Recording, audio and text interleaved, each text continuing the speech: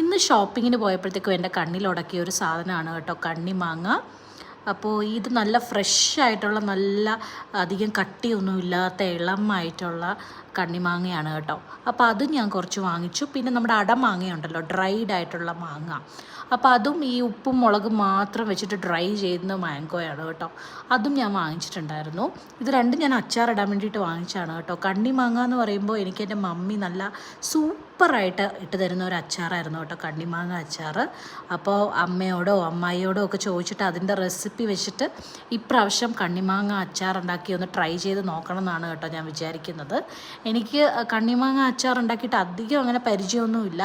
ഇപ്രാവശ്യം എന്തായാലും മമ്മിയുടെ റെസിപ്പി ട്രൈ ചെയ്ത് നോക്കുന്നുണ്ട് കേട്ടോ.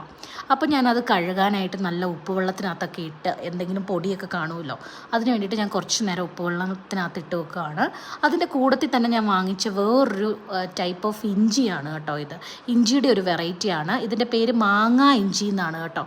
ഈ മാങ്ങ ഇഞ്ചി മാങ്ങയുടെ അതേ ടേസ്റ്റാണ് കേട്ടോ.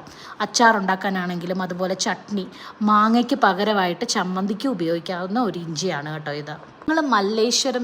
നിങ്ങൾ ഷോപ്പിങ്ങിന് വേണ്ടിയിട്ട് മല്ലേശ്വരത്തോ അല്ലെങ്കിൽ ജയനഗറോ അങ്ങനെയുള്ള സ്ഥലങ്ങളിൽ പോകുമ്പോഴത്തേക്കും, ബസവനഗുഡിയൊക്കെ പോകുമ്പോൾ നിങ്ങൾക്ക് ജനുവരി മാസം മുതൽ ഈ ഒരു കണ്ണിമാങ്ങ ഇങ്ങനെ നെട്ടോടുകൂടി അവർ വിൽക്കുന്നത് കാണാം.